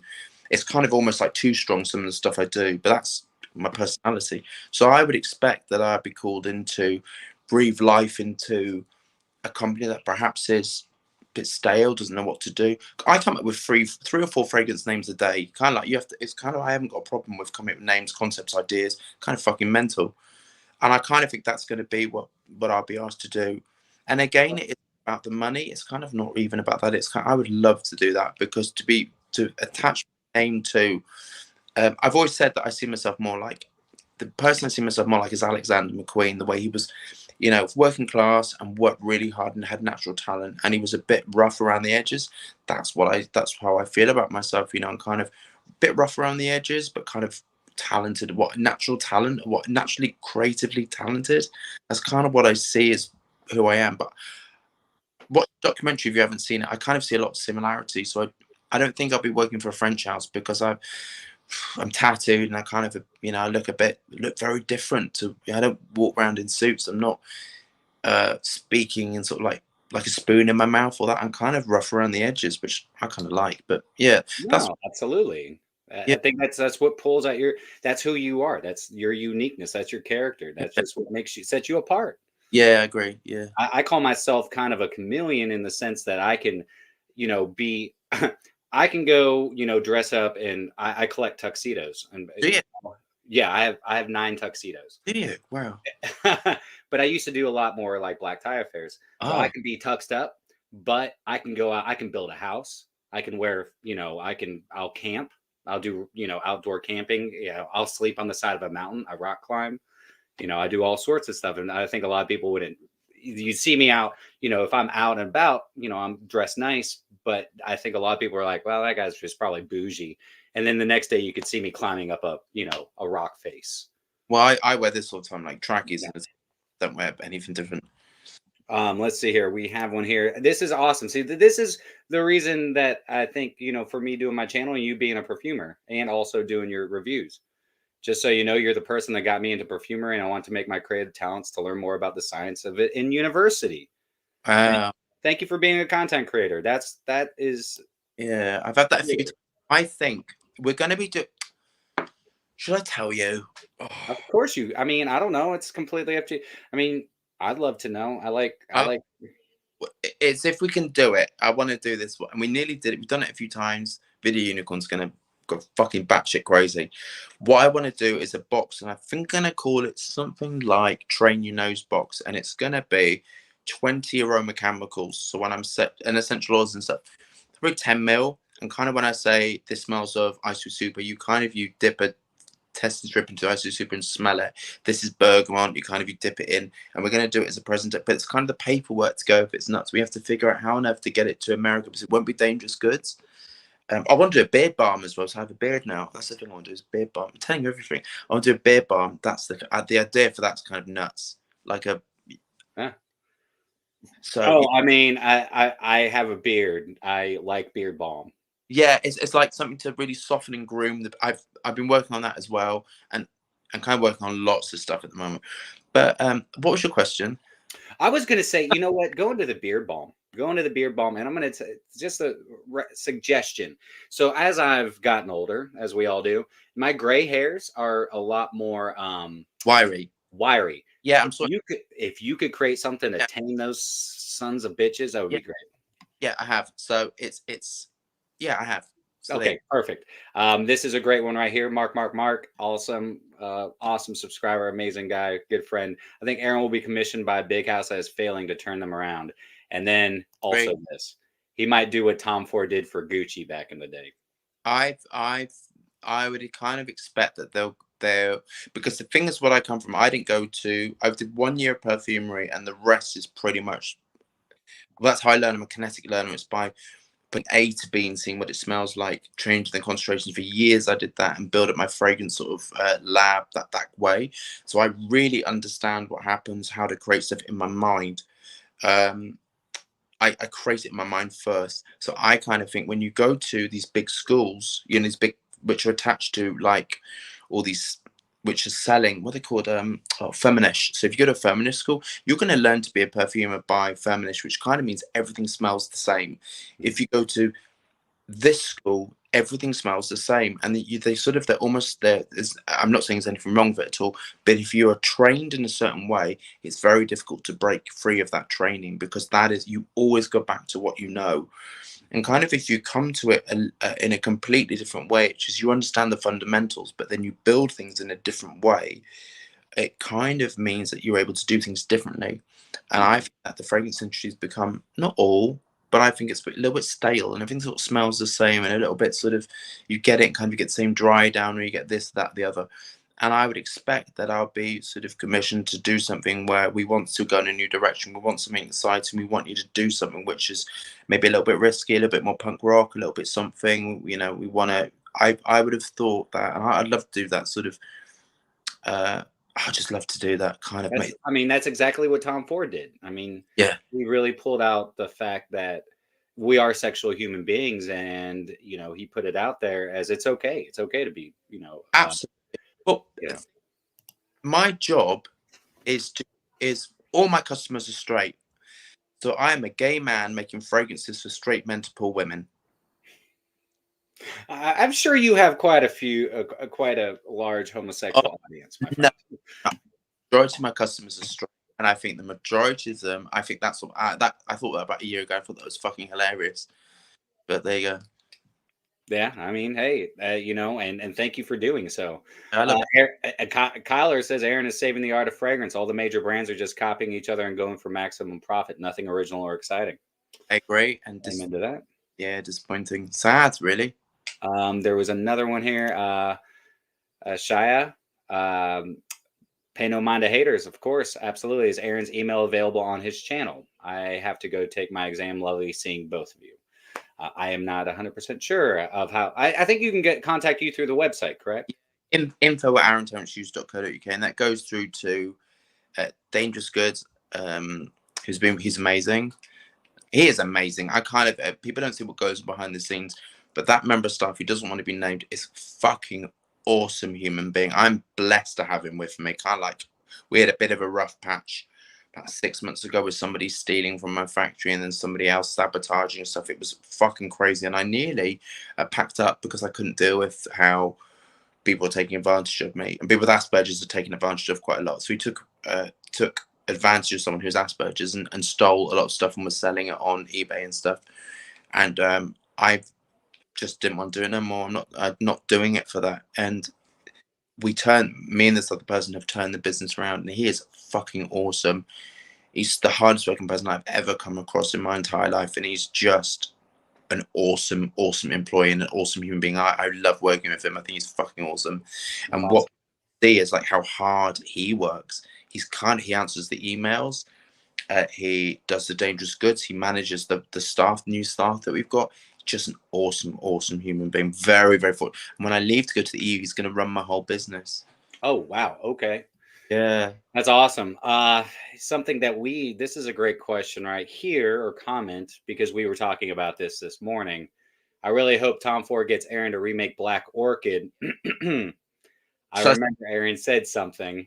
Yeah. So my journey pretty much, there were two fragrances that I thought were mind blowing and kind of that. So I was making fragrances. I'm doing it for most of my life, smelling essential oils. It's kind of what my brain is.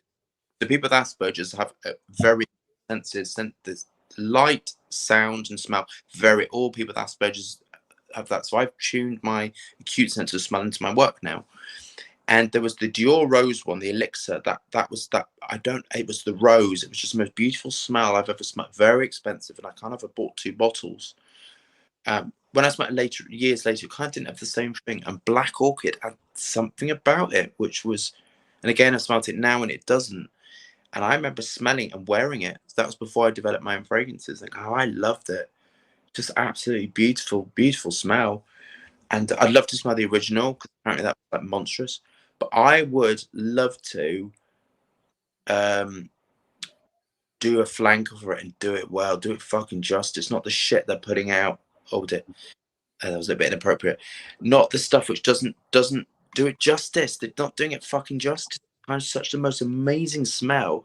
And I know what I would do if I would smoke it out, make it instancy, and blow the projection out the roof. I know exactly what I'm doing. Probably more expensive, but I would turn that bitch out. I kind of would just do it justice. And that Luminaire one, that was awful. It just smelled like a real nana smell, like an old woman's awful smell. And Black Orchid was real sexy, sort of dark. Oh, it's very dark and resinous and just rich. I mean, I just remember, because I have an older batch, and you put it on, and it's a couple sprays, and you're filling a room. Like, it's intoxicating as all get out.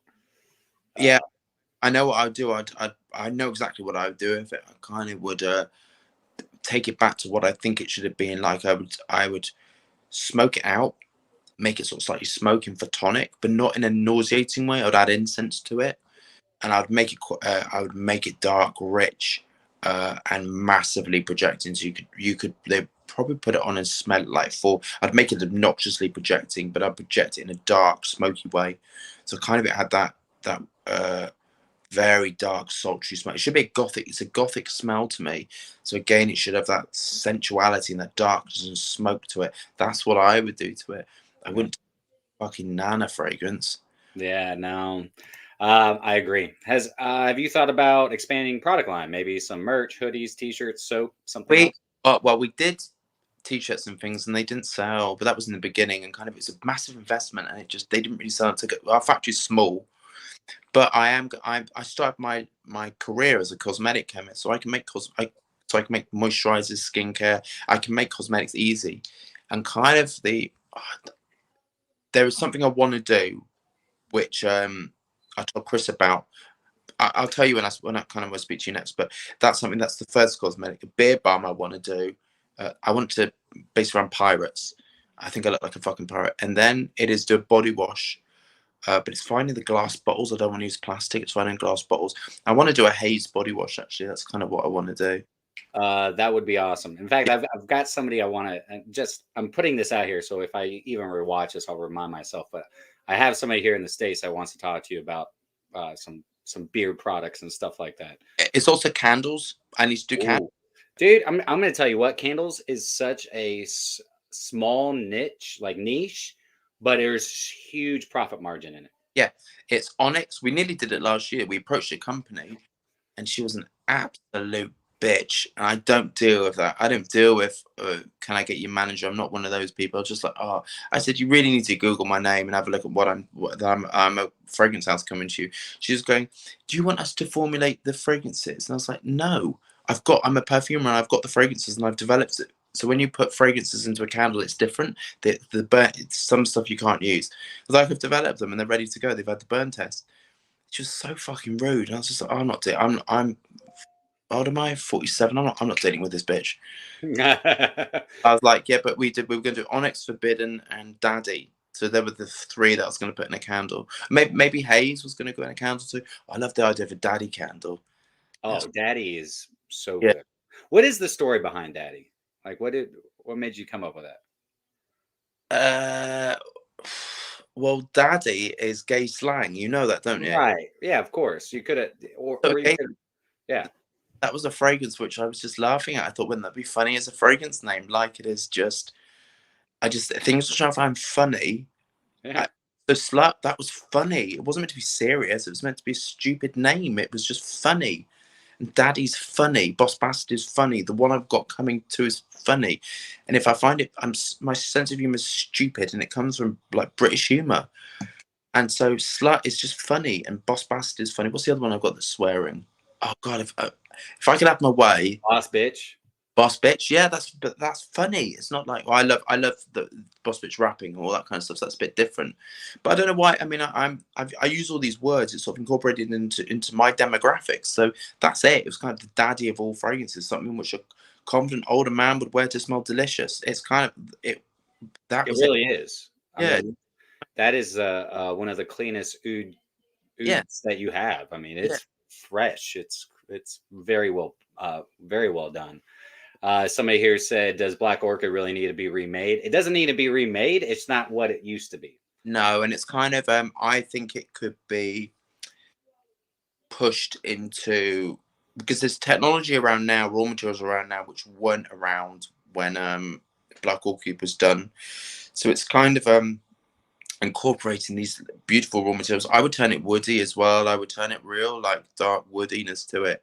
There's some beautiful sandalwood raw materials which are expensive, but they're expensive because they're beautiful. So I kind of would do. I would love to do it sort of like the like a Black Orchid elixir, because that's my stuff, that sort of stuff, and I would love to do that. That to me would be like the, you know, like a full circle moment. That Black got me into this, and it would be reformulating. It would just kind of blow my head off my shoulders. Or kind of honest with you, I kind of think it would be very emotional. It kind of would be. I don't know if I could process it properly to begin with. I think it would be very kind of like a really fulfilling, beautiful moment. Yeah, I'll just feel, oh my God, this is like it's kind of an amazing experience, which I'm going amazing journey I'm on, and kind of it would, yeah, all of that stuff. Yeah, no, absolutely. Phil, who's your photographer? Phil fucking Saunders. I love the new Boss Bitch labels. Yeah. So, oh right, thank you, Phil. We He's like your PR guy. He's like, oh, he needs to talk about this. be my PR. He tells me, "Can I want to be a PR?" And I'm like, you know, maybe. Well, maybe when I'm not able to do a lot of stuff and I'm traveling a lot more. Absolutely. He doesn't mind my swearing at all. I talk to him every day as well. Yeah. So we had. I haven't got it. We had. Have we got it? So the original Boss Bitch labels were gold. They were actual gold, and they were designed in. They were made by an independent company in Europe, and we got them. And you just can't put. There's a technique we've developed to put gold leaf on bottles. It's very hard, and because the metal is so soft, so that is just a progression. I then went to a very, very large label company, very expensive labels. And so the Boss Bitch labels are now like real hard gold. They're not gold, but they're kind of metallic. And then we had on the bottles, we've had them print the Boss Bitch printed on by another company as well. So that's kind of what I'm doing when I get money. I kind of reinvest immediately back into the business, always improving my business, always improving myself, buying raw materials, seeing. I never see what I've done as finished. So I never see my range as finished. I never see what I'm doing now as finished. I never think that I've created my best thing. Never think I've had my best day. I always think I'm yet to create it. I'm yet to do it. I'm yet to evolve into that person, which frees your mind to create something amazing. I think Guapo is. I love Guapo, and I think it's of all the things I've created, I kind of think it's going to do the best because it's so nice. It's so mass appealing. And that I kind of think I'm going to try and top that, which is kind of I always think when I get to something that's really well done, I think, oh, can I do it? Can I do it again? I mean, I think Guapo is a stud, just straight up. I'm so thoroughly impressed with it. Which is, it's like every release. You know, I've seen, you know, the progression of your perfumery and where you've come in a short amount of time. Honestly, especially with Guapo. I mean, it's just like you just keep evolving and keep becoming the best you can be. My brain's changed. Yeah. My brain it's completely changed to where I was. I think now in about perfumery in such a very clear way. It's very clear. It's not sort of muddled. I can smell the fragrance before I've done it. And the perfume brain, which is absolutely linked to Asperger's, the Asperger's and the perfume brain is one. It is what it is. It is kind of, it creates stuff, and it's very very dominant when that, but it is so dominant. I have here. So this is a very old bottle of tobacco. It's called tobacco. Ooh, Tobacco Vanille. That one, and it originally called Oud Rush. And I used to sell this one before 10 years ago. So 10 years ago, I used to make it up in my kitchen, and I used to decant it in front of people, and people used to buy it in my house for 40 quid. That's awesome. Yeah. That's so cool. 10 years ago, and look where you're at now. Yeah, I know. And I have a friend, and he came round to my house, and he remembers me talking. I showed him. I used to have all my stuff in the back bedroom, and he said that I said to him, "Oh, I love this, and I would really love this to be my profession." I was talking to him about it, and I had all my bottles kind of like everywhere, and packaging kind of everywhere, and he was just like, he came down to the factory and looked, and he couldn't comprehend where I'd from that about 6 years ago to this. And yeah, he finds it all really like quite amazing, quite magical. I think it's fucking magic, if you ask me. Some sort of like spells or something. Are you into voodoo magic there? I want to do a fragrance around voodoo as well, so that is something. And the women's one may be to do with that, actually. Maybe the women's one will be to do with like powerful voodoo sort of witches, kind of. That's what I want to do about it, kind of like that sort of thing I want. So that may be something that I actually do. I have come up with a name to do with that, actually. That's awesome. Yeah, I have to go because my battery's gonna fucking go. No worries. Guys, I just want to say, and since we're almost at 2 hours anyways, and Aaron's battery's about to die, guys, real quick, is the Discovery set ever going to be in the Max Aroma in the US? Which one, the 2 mil or the 10 mil? I'm gonna say either. We just ran out of the boxes. We're getting printed. The 10 mil one, and then the 2. I think we sent some, but we'll send when we send over Guapo. We're always sending stuff. We've got to send over 10 mil Boss Bitches, and we'll send over the little ones as well. But we're also in Germany now, so we've got a supply. That's huge. Yes, we're dealing with 2 now, and then I think it's going to grow like that now. Okay, my battery's going to die. All right, Aaron, thank you so stinking much, man. It was a pleasure. Bye, Aaron. And guys, so just so you know, thank you all that joined this afternoon. It was so great catching up with Aaron, as it always is, and it's so great to have 56 people here. At some point we were at almost 80 people. Thank you so stinking much, guys. And also, if you want, I believe you can go over to the Max Aroma website May 7th. Aaron will be in New York City. I don't know what the time of that will be, but it would be awesome if y'all could join. I think there's between 100 and 150 tickets being sold for that. They're $100, and plus you are also going to get Hedonism, about a $220 value for free with the event. There's be a meet and greet, little talking session with Aaron, Q&A. I will be there, and I would love to meet as many of you as possible. I'd love to shake your hand, maybe give you a hug. I'm a hugger. Sorry if you do meet me. It's 10 p.m. here. Yes. Thank you so much again, guys. Y'all are freaking fantastic. I will be back out with some more content for y'all tomorrow, so stay tuned for that. It'll be my first impressions of 2 new releases, and we'll see whether or not I was thoroughly impressed. But yes, thank you so much. But yeah, y'all have a great evening, and we will see you soon. And always remember, you're stinking beautiful. I will leave everything that we talked about today linked in the description. But until next time, guys, happy scent trails.